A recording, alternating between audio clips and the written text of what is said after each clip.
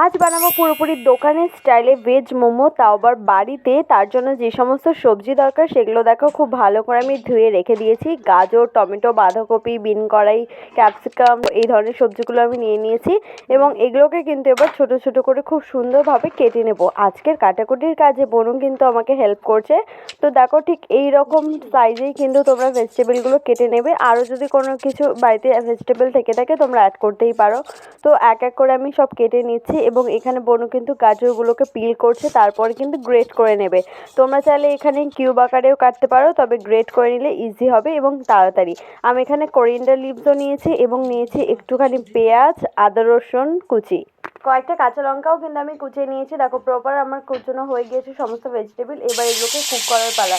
তো ভালো করে আমি কড়াইতে তেল দিয়ে আদা রসুন এবং পেঁয়াজটাকে ভাজলাম, তারপর একে একে সমস্ত সবজিগুলো দিয়ে দিলাম এবং খুব ভালো করে এগুলোকে মেশাতে থাকলাম। কয়েকটা মশলাও এখানে আমি অ্যাড করবো, যেমন একটু স্বাদ অনুসারে লবণ দিয়েছি, গোলমরিচের গুঁড়ো দিয়েছি এবং এর শেষে কিন্তু আমি সয়া সসও দিয়েছি এবং একটু হলুদ গুঁড়ো দিয়েছি। এবার এগুলোকে খুব ভালো করে কিন্তু আমি মেশাতে থাকবো এবং দেখতে থাকবো কতক্ষণ এগুলো সেদ্ধ হচ্ছে। তো সেদ্ধ হয়ে আসার পরে কিন্তু আমি এখানে কোরিয়েন্ডার এবং কিউমিন মানে তোমার জিরে গুঁড়ো এবং ধনে গুঁড়োর পাউডারও দিয়ে দিয়েছি, যেটা পুরোপুরি বাড়িতেই বানানো ছিল। দেখো সবজিগুলো আমার অলমোস্ট ভাজা হয়ে গিয়েছে এবং ভালোই সেদ্ধ হয়েছে। এবার আমি ডোটাকে প্রিপেয়ার করব। তার জন্য দেখো আমি 2 কাপের মতো ময়দা নিয়েছি, তার মধ্যে দিয়ে দিলাম একটু সামান্য পরিমাণে তেল, লবণ এবং জলের সাহায্যে খুব ভালো করে মেখে নেব। খুব শক্ত না, খুব নরম না, ডোটা ঠিক এই রকমটা হবে, যেমনটা আমি এখানে দেখো দেখিয়ে দিচ্ছি হাত দিয়ে। ঠিক এই রকমটা ডো হলেই বুঝতে পারবে হয়ে গিয়েছে। তো এটাকে এবার আমি ঢেকে রেখেছিলাম 10 থেকে 15 মিনিটের মতো। তারপরে কিন্তু ঢাকনাটা খুলে আমি লেচির মতো কেটে নিলাম ছোট ছোট টুকরো, যেমনটা দেখতেই পাচ্ছ স্ক্রিনে। এবং যেরকমভাবে লুচি বেলা হয় ঠিক সেরকমভাবে কিন্তু গোল গোল করে বেলে নিতে হবে। এর মধ্যেই কিন্তু এবার আগে থেকে যে ফ্রাই করা ভেজিটেবলগুলো ছিল সেগুলো পুর হিসেবে দিলেই কিন্তু মোমোর যে ফিলিংসটা ভর্তি হয়ে যাবে এবং মোমোর শেপটা চলে আসবে। এবার খুব ভালো করে দেখো আমি এখানে শেপ দিচ্ছি। আমি কিন্তু খুব একটা ভালো করে শেপ দিতে পারি না। এই যে যেগুলো দেখছো সেগুলো আমি শেপ দিয়েছি, খুব একটা ভালো না। এরপরে মা যেগুলো দিয়েছিল খুব ভালো করে দিয়েছিল।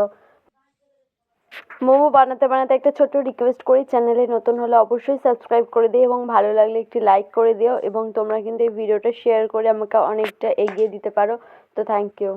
মোমো স্টিম করার জন্য কিন্তু স্টিমার থাকা যে খুবই প্রয়োজন সেরকমটা না, কারণ আমাদের বাড়িতে এখন স্টিমার নেই। তার ছাড়াও কিন্তু আমরা এটাকে খুব ভালো করে স্টিম করেছিলাম। তার জন্য দেখো একটা ডেচকিতে আমি কিন্তু জল গরম করেছি এবং এইরকম ফুটো ফুটো স্টাইলের যে বাটিগুলো হয় সেগুলোতে একটু তেল মাখিয়ে আমি কিন্তু সমস্ত মোমো এর মধ্যে দিয়ে দেবো।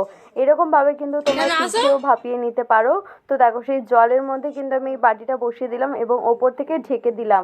এবার এই জলটা ফুটলে তার ভাপেতেই কিন্তু এটা সেদ্ধ হয়ে যাবে। খুব ভালোই কিন্তু মোমোগুলো সেদ্ধ হয়েছিল। তোমরা অবশ্যই এইরকমভাবে একবার বাড়িতে ট্রাই করতেই পারো যাদের বাড়িতে স্টিমার নেই। তো দেখো এবার আমি মোমোর জন্য যে চাটনি হয় সেটা বানাবো। তার জন্য গরম আমি জল বসিয়ে দিলাম, তার মধ্যে দিয়ে দেবো 2টো টমেটো, শুকনো লঙ্কা এবং রসুন। এগুলোকে এবার খুব ভালো করে আমি কিন্তু বয়েল করে নেব। বয়েল করে নেওয়ার পরে কিন্তু আমি এগুলোকে মিক্সিতে একটু ঘোরাবো। যেমন দেখো টমেটোগুলো ভালো বয়েল হয়েছে এবং ছিলকাটা সরিয়ে শুকনো লঙ্কা এবং রসুন দিয়ে একটু লবণ দিয়ে সয়া সস দিয়ে কিন্তু ঘুরিয়ে নিলাম। ফাইনাল লুকটা দেখাতে পারলাম না, তবে চাটনিটা কিন্তু এরকম করে করলে খুবই টেস্টি হয়। নেক্সট কোনো একটা ভিডিওতে ডিটেলস দেখাবো। তো এইভাবেই কিন্তু রেডি করেছিলাম আজকের ভেজ মোমো, যেটা খেতে দুর্দান্ত হয়েছিল। তোমরাও একবার ট্রাই করে এরকমভাবে।